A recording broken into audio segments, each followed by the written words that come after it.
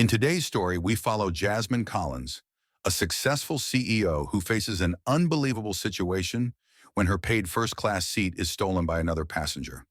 What starts as a simple mistake quickly turns into a fight for justice, as Jasmine refuses to let the airline get away with it. Watch how she takes a stand and makes them regret their actions.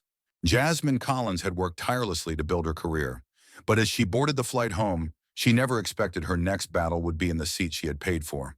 After a long week of business meetings, Jasmine was looking forward to some peace and quiet in the first-class cabin. She walked down the aisle, heels clicking sharply on the polished floor, and reached her seat, 1A. But to her surprise, there was a man already seated there, casually flipping through a magazine, as if he belonged in her space. Jasmine double-checked her boarding pass. It clearly read 1A. Confused, she stepped forward. "Excuse me, you're in my seat," she said politely, trying to keep her tone calm. The man barely looked up from his magazine. "I don't think so," he muttered, clearly uninterested. Jasmine's eyes narrowed. This wasn't just a mix-up. Something didn't feel right. "I paid for this seat," she said firmly, holding out her ticket to him. The man sighed but reluctantly moved, signaling to a flight attendant nearby. "They told me to sit here," he said, almost smugly. The flight attendant, a woman named Sarah, glanced at the ticket, then at Jasmine. "I'm sorry, there's been a reassignment," she said, her voice as smooth as ever. Jasmine's patience was wearing thin. "Reassignment? By who?" she asked, her voice steady but hard. Sarah hesitated for a moment before answering. "The system made the change automatically. I'm afraid you've been moved to another seat in economy." Jasmine felt a flash of anger. "So, my paid first-class seat is now taken by someone else without any warning?" she demanded. Around her, whispers began to ripple through the cabin, passengers exchanging glances. Jasmine stood tall, refusing to back down. "I want to speak to the flight manager," she said, her voice steady, though the air was thick with tension. Moments later, a tall man in a sharp navy suit appeared. He exuded authority as he approached them. His name was Daniel Wells, the flight manager. "Miss Collins," Daniel said smoothly, his voice polite but measured. "I understand you have a concern." Jasmine didn't waste any time. "I booked seat 1A. I paid for it. Now I'm being told that I've been moved to economy class for no reason." Daniel exchanged a quick glance with Sarah before turning back to Jasmine. "There was a last-minute change, Miss Collins. A high-priority request came through, and the system made the adjustment." Jasmine's eyes hardened. "A high-priority request?" She took a deep breath. "I've been bumped from my seat to make room for someone else, and you expect me to accept this?" The tension in the cabin grew. Other passengers were now watching. Their curiosity piqued.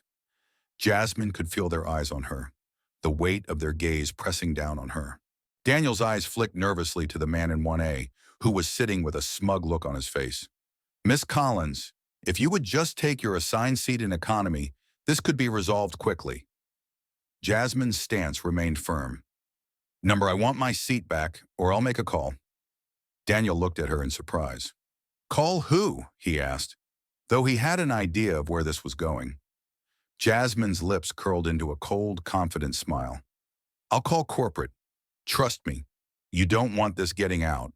Daniel's posture immediately stiffened. Sarah, who had been standing silently, now seemed uneasy. The man in seat 1A started gathering his things, sensing the tension in the air. Just then, a new voice cut through the tension. "What seems to be the issue here?" It was the captain, standing at the entrance to first class. He was a tall man, his uniform neat and commanding. Jasmine turned to face him, her resolve unwavering. "I booked 1A, paid for it, and now I'm being told it's been reassigned without my consent. I want to know why." The captain's gaze hardened as he glanced at Daniel, then at the man in 1A. "And who authorized this change?" he asked, his voice low and commanding. The man in 1A hesitated, then shifted uncomfortably in his seat. "I was told by the gate agent to take this seat if there was availability," he mumbled, avoiding the captain's gaze. A murmur swept through the cabin. The captain raised an eyebrow, clearly not buying the explanation. "So, a last-minute change for a non-VIP passenger? That overrides a paid first-class ticket?" The captain's eyes narrowed as he turned back to Daniel. The tension in the cabin was palpable now. Everyone was waiting for a resolution. "I want an explanation, Daniel," the captain said, his voice firm. "How does this happen on a flight with paying passengers?"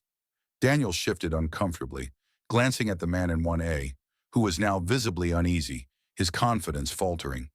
This, this should not have happened," Daniel stammered. "There was a mistake in the system, and we tried to rectify it, but—" Jasmine didn't let him finish. "You're telling me that an error in the system cost me my seat, but you can't tell me who authorized it or why. This is not just a mistake." The silence in the cabin was deafening now. The man in 1A stood up quickly, sensing the escalation. He shuffled awkwardly towards the aisle. "I'm sorry, I didn't mean any harm," the man said quickly, his voice now faltering. "I'll move. I don't want to cause any trouble." Jasmine stood her ground, her gaze unwavering. "You're not the problem. It's the system that's broken. It's time for accountability." The captain nodded slowly, understanding the depth of the situation. He turned to Daniel, his tone now final. "Daniel, I want this sorted immediately. If she was reassigned in error, we need to fix it. Right now." Daniel's face flushed with embarrassment. He nodded quickly, realizing he had no choice but to comply. "Of course, Captain." He turned toward Sarah. "Please take care of this." As the flight attendant hurried away to arrange a solution, Jasmine felt a momentary victory, but the realization still nagged at her. This wasn't over. It wasn't just about one seat, it was about fairness. The man in 1A reluctantly grabbed his bag and made his way down the aisle. The cabin was eerily quiet, as though the entire plane was waiting for the next move.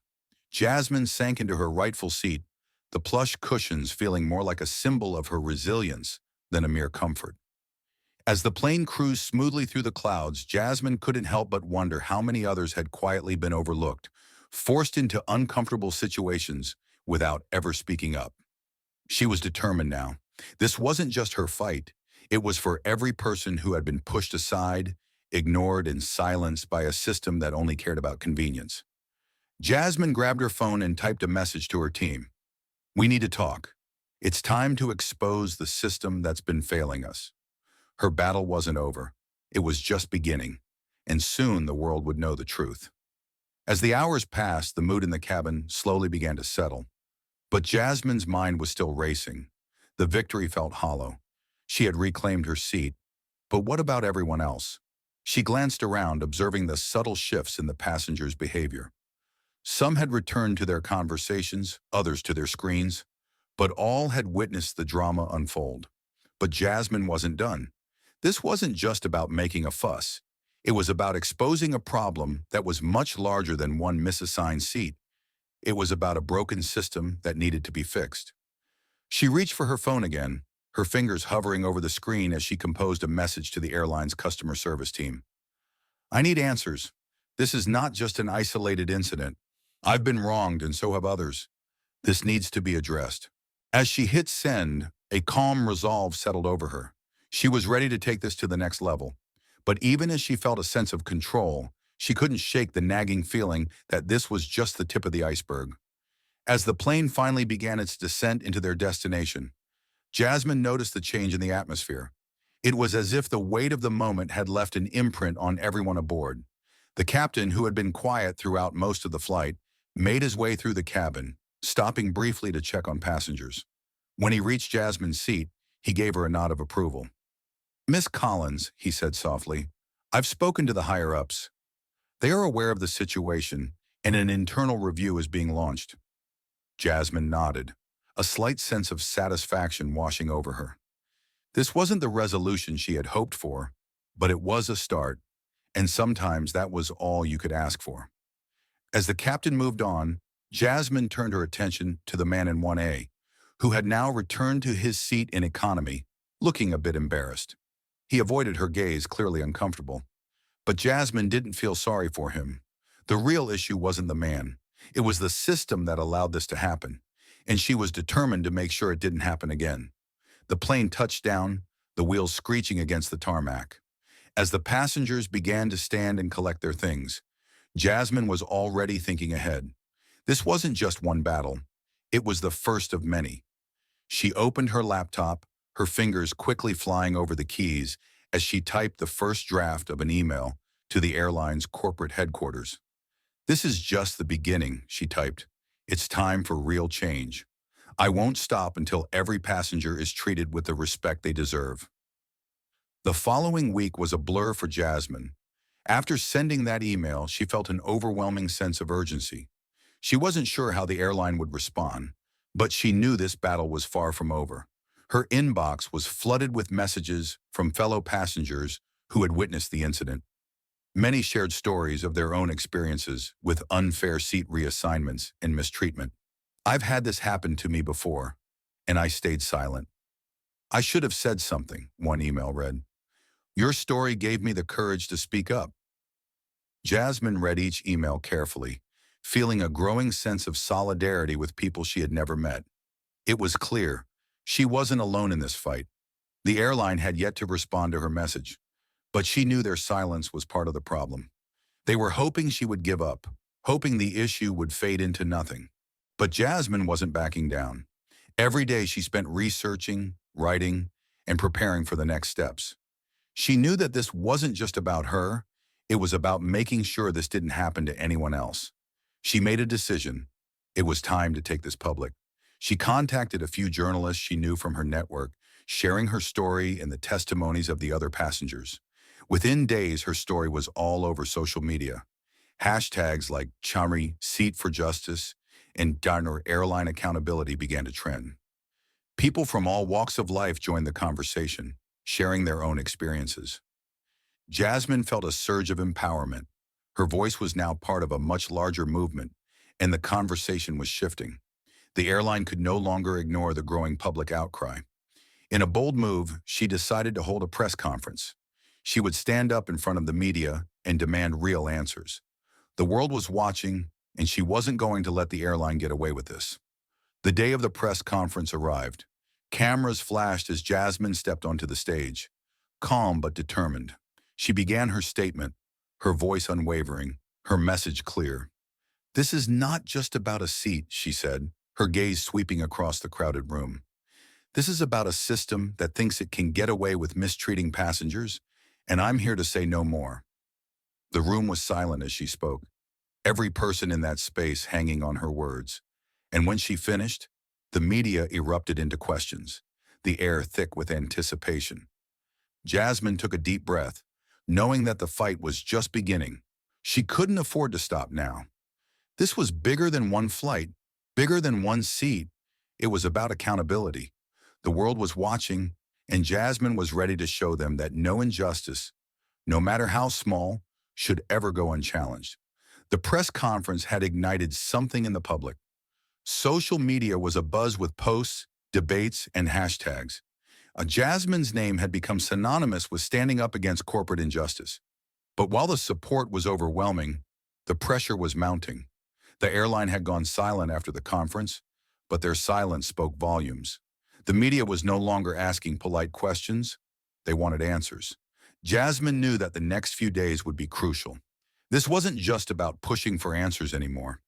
It was about creating real change, holding the airline accountable for what they had allowed to happen. One morning, just as she was about to step into a meeting with her team, she received an unexpected call. It was from the CEO of the airline.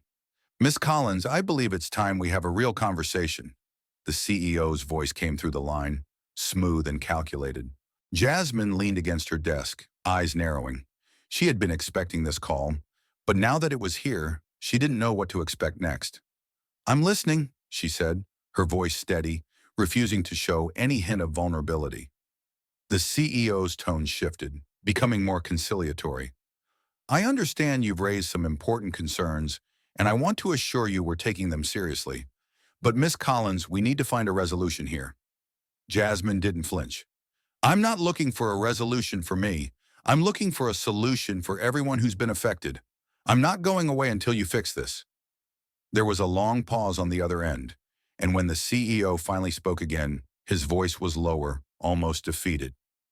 "I'm afraid this issue has spiraled out of control, but I'm willing to meet and discuss the next steps."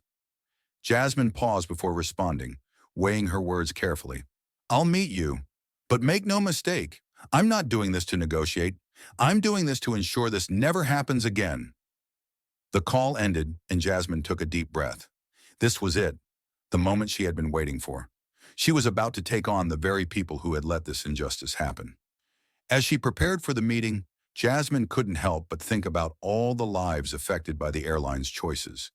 She wasn't just fighting for herself anymore. She was fighting for every passenger who had been treated unfairly. The door to the meeting room opened, and she walked in, ready for what was to come. It was time for the airline to face the consequences of its actions. Jasmine would make sure of that. The meeting room was stark and imposing, the long glass table reflecting the tension that hung in the air. Jasmine walked in with her head held high, feeling the weight of the moment. The CEO, Mr. Thompson, was already seated at the other end of the table. He looked calm, almost too calm, as if he had prepared for this moment. His suit was immaculate, his demeanor polished. "Miss Collins," he began, his voice smooth, "I'm glad we could meet today. I know this situation has caused a lot of unrest, but I want to assure you we're committed to resolving this." Jasmine sat across from him, her eyes locked onto his. She wasn't there to hear empty promises. She was here for results. "I'm not interested in assurances, Mr. Thompson," Jasmine said, her voice unwavering. "I'm interested in action. Real action that guarantees no one else will go through what I did. We're aware of the issue, Miss Collins. The system error was an anomaly, and we've made adjustments to prevent it from happening again." Jasmine leaned forward, her tone sharp. "That's not good enough. An anomaly doesn't explain why I was moved for a VIP who didn't even have a seat assignment. There's a deeper issue here, Mr. Thompson." Thompson's eyes narrowed slightly, and he shifted in his seat. "I assure you, Miss Collins, the situation was handled according to our policy. But if you're not satisfied, we can offer you compensation." "Compensation?" Jasmine scoffed. "I'm not here for money. I'm here for accountability.